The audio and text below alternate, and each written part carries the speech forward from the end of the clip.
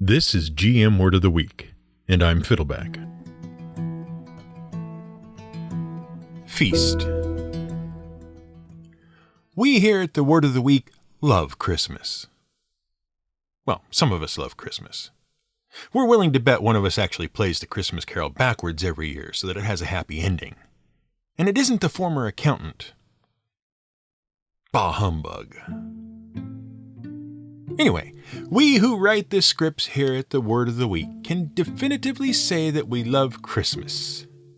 And as such, we first want to warn you that we will be taking a week off for Christmas. In the spirit of the holiday, on December 26th, when you open your podcast app, you're going to find we've left you a bright, shiny nothing. Merry Christmas.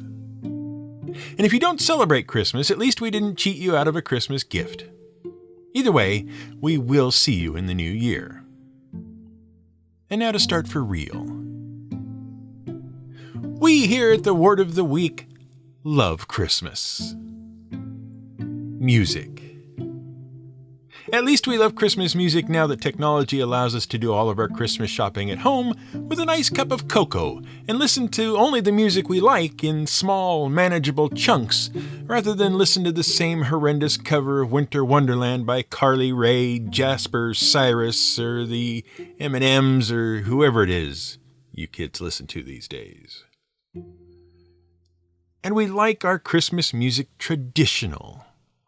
You know, the sort of stuff that doesn't sound festive at all, and is sung by dour choirs, and includes strange old words and phrases like wassail, and in excelsis Deo, and fum fum fum.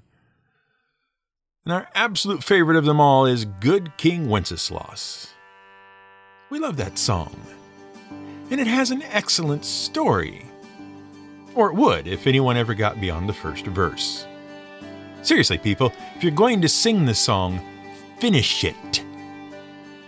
Don't stop where the king gets curious about who that guy is trudging through the snow, and his page says, that's just some guy, who lives at St. Agnes Fountain. Believe it or not, the next verse is not about the king saying, "Oh, I see," and after an awkward pause, returning to his meal. Why do we bring this up?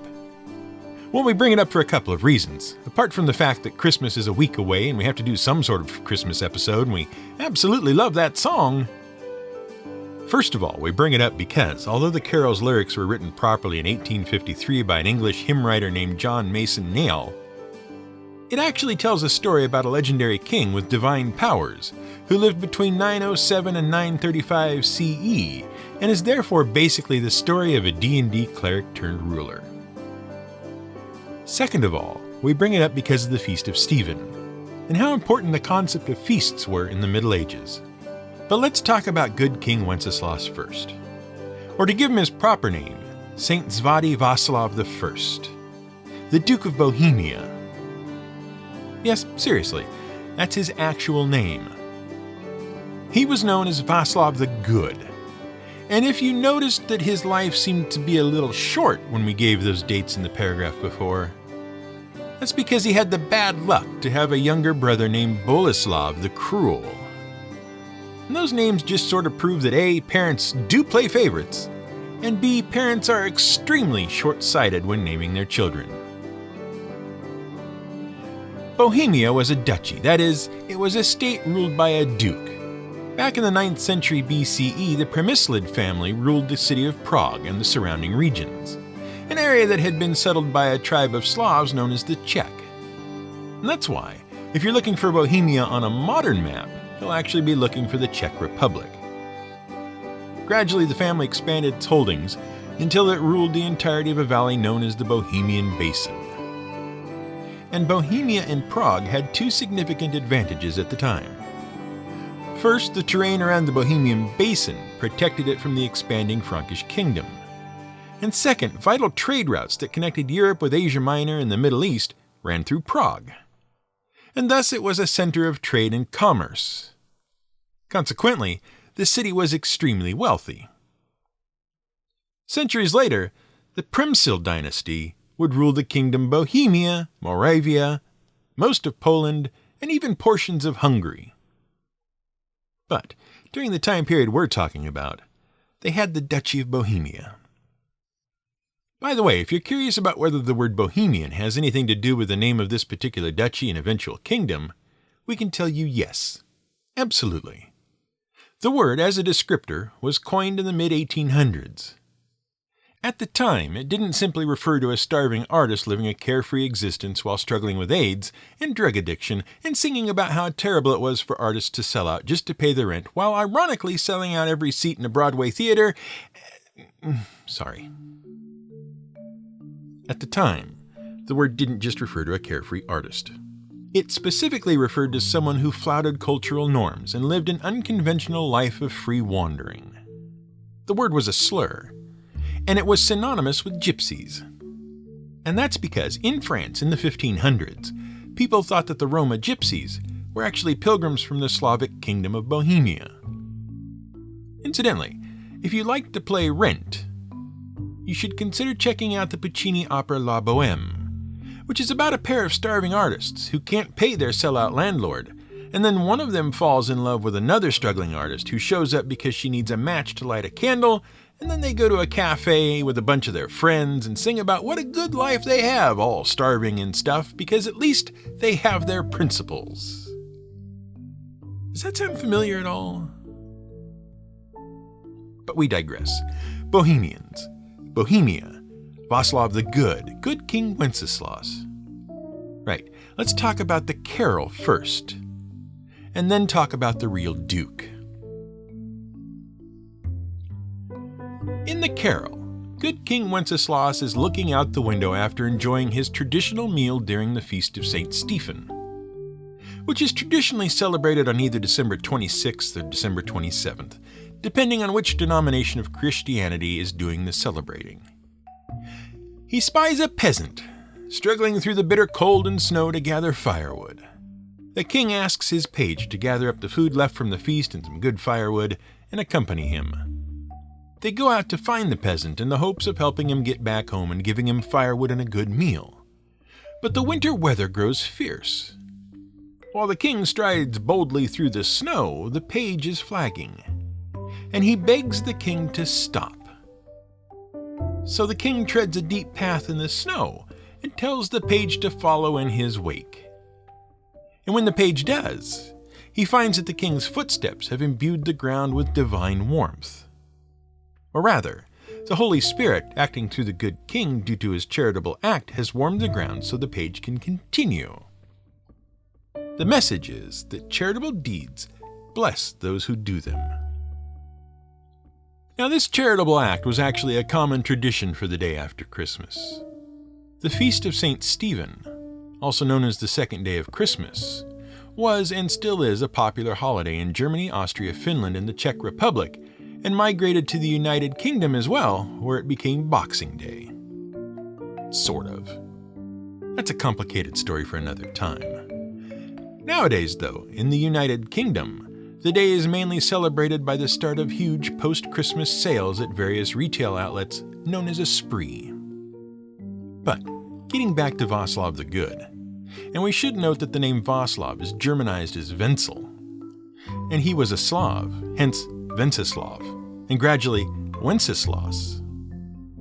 Wenceslas was the first son of the Vratislaus of the Premyslid dynasty, and Vratislaus was a Christian, but Vratislaus married Drahomira, who was the daughter of a pagan tribal leader. That's important, because Wenceslas was baptized and raised Christian, and it was his paternal grandmother who did a lot of the educating, and Drahomira did not like that one bit. After Duke Vratislaus died, Wenceslas, then 13, was too young to claim the throne. So it was the grandmother, Ludmilla, who became the regent and ruled Bohemia until he came of age. At least that was the plan. Wenceslas' mother Drahomira was jealous and arranged to have Ludmilla murdered. After Ludmilla was out of the way, Drahomira gained control of the Bohemian government, and she instantly instituted policies to persecute the Christians of Bohemia. When Václav came of age, he assumed control of the duchy. In order to secure his control and overthrow his mother, he secured an alliance with the German kingdom. The alliance empowered him to deal with raids from various neighbors, including the Magyars and the Franks. He also built a strong alliance with the Roman Catholic Church and, obviously, overturned the anti-Christian policies enacted by his mother. At a time of turmoil for the Bohemian kingdom, Wenceslaus was a stabilizing force. His alliance with the German kingdom and his moves to align the kingdom with the Roman Catholic Church made him quite popular among many, but not all, of his subjects. He had important religious sites constructed, and he was generally recognized as very charitable. That's why it's such a shame that he had a younger brother named Boleslav the Cruel. The thing was, Wenceslaus was popular in Bohemia, with the Christians. Specifically with the Christians who liked the Roman Catholic way of doing things. But there were two other strong religious sentiments in Bohemia at the time. The first was the traditional paganism of Wenceslaus' mother, and the second was those who aligned with the Eastern Orthodox view of Christianity. So Wenceslaus was not without his enemies among the nobility, and those enemies conspired with his younger brother to kill Wenceslaus. And so, on the traditional Eastern Orthodox celebration of the feasts of St. Cosmas and Damian, well, one of the three, because there are 3 feasts for 3 different sets of Saints Cosmas and Damian, one pair from Arabia, one from Mesopotamia, and one from Rome. Well, on the feast of Saints Cosmas and Damian, Borislav invited Wenceslaus to dine with him at his castle. And there, 3 nobles tackled Wenceslaus and stabbed him repeatedly. Borislav then finished off his brother with a spear. And according to one story, while all of this was going on, Borislav's wife was in another room giving birth to a son. Because the son was born while his dad and his friends were stabbing his brother during a religious feast in the next room, they named the kid Strakvas, or Terrible Feast. Because again, parents really don't take this kid naming thing seriously. That's why we have literally worked with people in our lives named Hermione and, no lie, Aragorn. Wenceslaus was immediately martyred and sainted following his death. And a cult venerating him grew up in Bohemia and eventually appeared in England. And that leads us all the way to the 1800s and an English hymn writer writing a song about how blessedly charitable King Wenceslaus was. But we digress. After all, what really drew our attention to this story as fantasy gamers was the importance of the feast. Today we think of a feast as just a big meal, but if you're attentive, you might notice that feast and festival seem to come from the same word. And they do. They trace back to the Latin word feriae, which specifically referred to days reserved for the reverence of the gods. A feast, a festival, a feriae was in fact a religious holiday. And the word holiday is actually just a contraction of the words holy and day. A holiday is a holy day, a feriae. It all ties together, see? So the idea of a feast has nothing to do with a big meal after all, right? Well, wrong. Because if you go back further than the Romans, you'll find festival-like celebrations have been around for a long, long time. In fact, they go back to Stone Age hunters. After a successful hunt, it was traditional to gather the family or tribe and enjoy the food. So the first holidays or festivals or feasts were just the after-hunt celebrations of the fact that you weren't going to starve for a while. So how do you go from yay we killed a mammoth to, okay, let's celebrate 1/3 of a pair of ancient religious personages by having a huge meal with our brother and then stabbing our brother to death for afters? Well, there's 2 things to remember about food. First of all, when food appears, it means you won't die of starvation. And generally, people get grateful about not dying. So gradually, various ceremonies appeared in which the people who were happy about not dying paid thanks to their hunters, their leaders, and whatever spirits and supernatural entities they thought had a hand in things. Second of all, when food is plentiful, people don't have to focus so much of their attention on survival. They can afford to waste some time on extravagance. They can develop things like music, and art, and culture. Nothing shows this better than the sudden cultural explosion that followed the development of agriculture. And with a shift to reliance on agriculture, the after-hunt feast became the harvest feast. And thus began the connection between the reverence for heroes and leaders and spirits and gods and extravagance and luxury in food. There you go. Feast, festival, holiday. Now, no society is more famous for their great extravagant feasts and parties than the Romans. In fact, it was their calendar that codified the idea of feriae, feasts for the gods, in the Western world. And they had a hell of a lot of feasts, and their rulers especially loved to one-up each other with their extravagant feasts. In the 1st century CE, Emperor Vitellius assembled what was, at the time, the most expansive and extensive spread in history. He gathered delicacies from every corner of the Roman Empire. Pike livers, peacock brains, flamingo tongues, lamprey eel spleens, all the best stuff. And he piled it all up on a gigantic platter that he called the Shield of Minerva. Minerva was the goddess of wisdom and war, and the Roman equivalent of Athena, by the way. 2 centuries later, the inveterate, and often cruel, prankster Heliogabalus mixed bits of gold and amethysts and rubies and pearls with the mixed vegetables at one feast. Guests were compensated for their broken teeth by being allowed to keep the jewels they found. At another of his great feasts, guests had to be rescued from near suffocation when he buried the entire spread in perfumed roses and other flowers dropped from above. And the tradition of extravagance continued in the Middle Ages. Kings and lords loved to embellish their feasts with elaborate entertainments. These were called subtleties. The simplest subtleties included troubadours and bards providing entertainment during the meal, or jesters and fools. Conjurers might perform tricks. Fireworks and pyrotechnics displays featured once those things had been invented. But more elaborate subtleties, and there's an oxymoron for you, became common as time went on. For some reason, in the mid-1400s, giant pies with surprises inside became all the rage. When the pie was cut, live birds or frogs or snakes might emerge to delight the feast-goers. If delight is the right word for that. Or a jester might burst from a custard pie. In 1484, the Duke of Burgundy presented an enormous pie that contained a troupe of musicians. So, if you're curious where the tradition of strippers jumping out of cakes started, it started around 1400. Bet you didn't know that one. But these feasts weren't just for rich people to scare the pantaloons off their rich friends with live snakes jumping out of pies or to break their teeth with gemstones. In the Middle Ages, feasts became a vital part of life for the feudal peasantry. See, the life of a feudal peasant was as monotonous as it was difficult, and feasts helped ease the monotony. In point of fact, thanks to the celebration of various feasts, the idea that a feudal peasant's life was nothing but endless work is actually not true. It has been estimated that peasants during the medieval period may have enjoyed up to 8 full weeks out of every year off from work due to the number of feasts and holidays. While many began as pagan celebrations which were all tied to various key moments in the year, which in turn had their origins in agricultural and hunting activities, most gradually transformed into days to venerate particular religious figures, especially saints, or to commemorate religious events.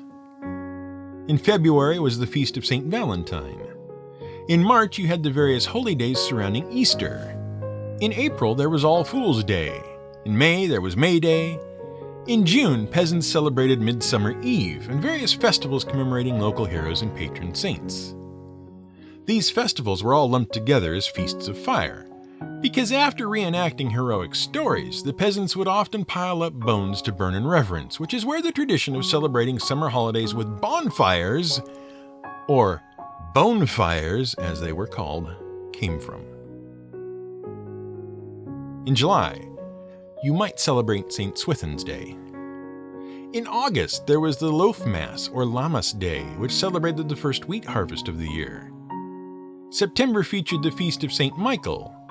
In October was the Feast of St. Crispin and also All Hallows' Eve, which was followed, in November, by All Saints' Day.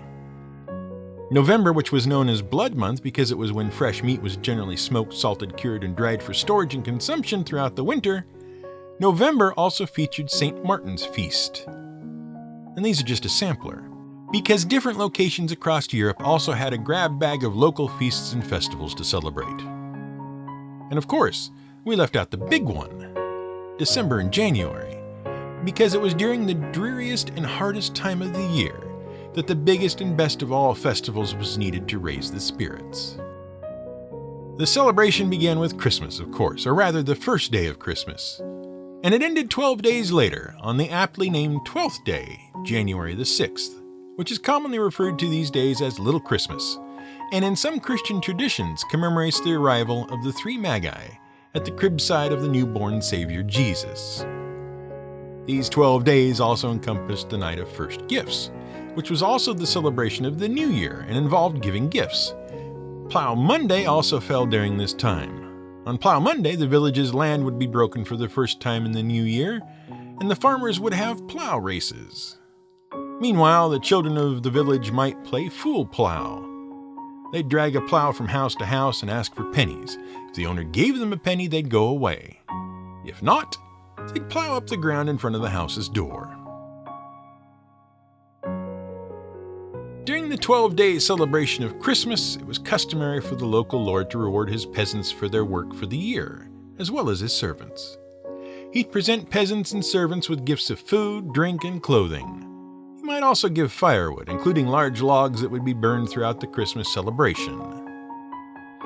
And that sets the precedent of a kindly king braving the winter cold to present a peasant with food and firewood on the day after Christmas. And as we get back to where all this started, we now realize we've explained not one Christmas song, but two. Because now you know why there are 12 days of Christmas. This has been GM Word of the Week. It's written and researched by The Angry GM and produced by me, Fiddleback. You can support us on Patreon at patreon.com/GM Word of the Week. You can find more at gmwordoftheweek.com and theangrygm.com.